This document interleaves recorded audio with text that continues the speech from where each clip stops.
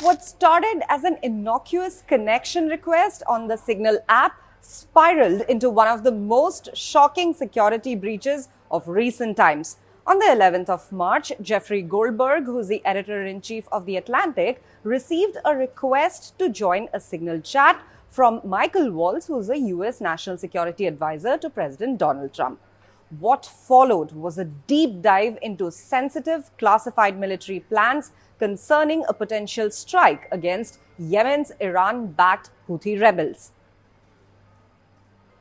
The breach of national security raised serious questions about why government officials would ever use a commercial app like Signal for such critical discussions and why the app is utterly unsuitable for high-stakes military planning.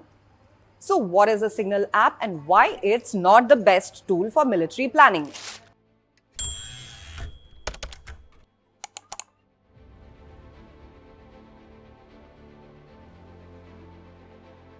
Signal is a commercial messaging app widely used for secure encrypted communication.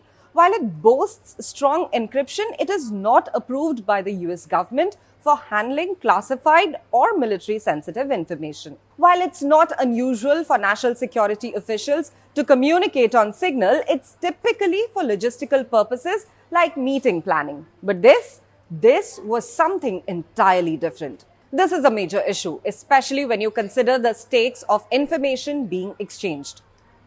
Goldberg wrote about this in The Atlantic, stating, "I have never seen a breach quite like this. It is not uncommon for national security officials to communicate on Signal, but the app is used primarily for meeting planning and other logistical matters, not for detailed and highly confidential discussions of a pending military action." Several national security lawyers who spoke with Goldberg's colleague Shane Harris weighed in on the legal issues. They pointed out that coordinating military action over Signal could violate provisions of the Espionage Act, which governs the handling of national defense information. The lawyers' verdict was unanimous. Signal should never have been used in the first place for this purpose.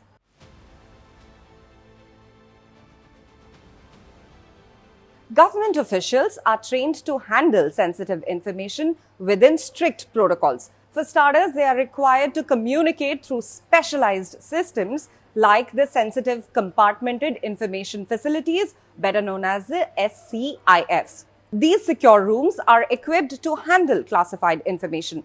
Additionally, most senior officials, including cabinet members, have SCIFs installed at their homes. They are supposed to use government-approved equipment for any national security or military-related discussions.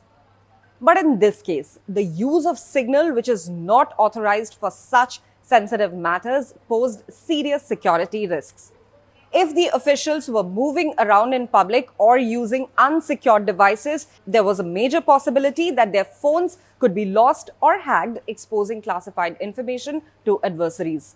As former US government officials pointed out, even if the officials on the Signal chain had declassified the information, it still doesn't make the app a safe or authorized venue for handling it.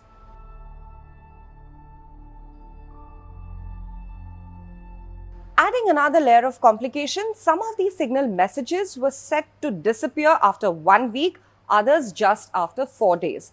This raises significant concerns about whether the officials violated federal records laws. Under these laws, text messages about official acts must be preserved. By using Signal, where messages can vanish after a set time, officials risked violating those legal requirements. Jason R. Barron, who's a former director of litigation at the National Archives, weighed in to The Atlantic, stating that the use of Signal for official business could be a violation.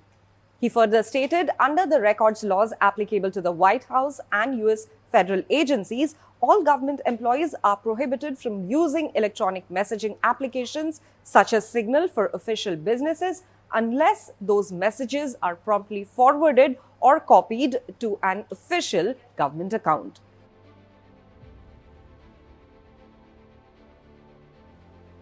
One of the most glaring issues arose when Mike Waltz mistakenly added Goldberg to the Signal group, which then became a source of classified information being transmitted to someone not authorized to receive it. Whether intentional or not, this is the textbook definition of a leak.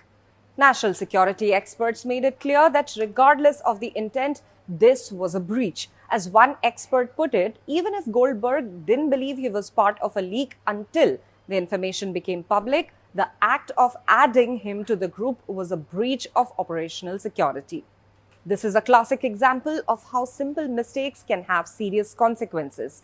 Though the officials were likely aware of the need for secrecy, the failure to properly secure communication channels created a direct path for sensitive information to leak.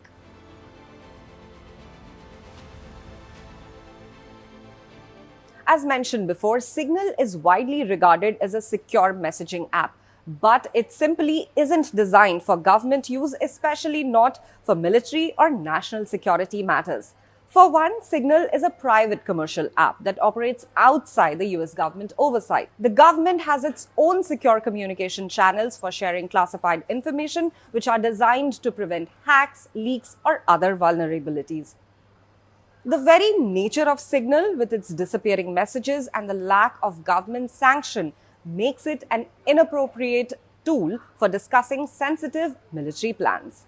Using Signal for such sensitive conversations opens the door to multiple security risks, such as data interception, hacking, and accidental leaks. It's a communication platform designed for everyday users, not for high-level national security officials managing military operations.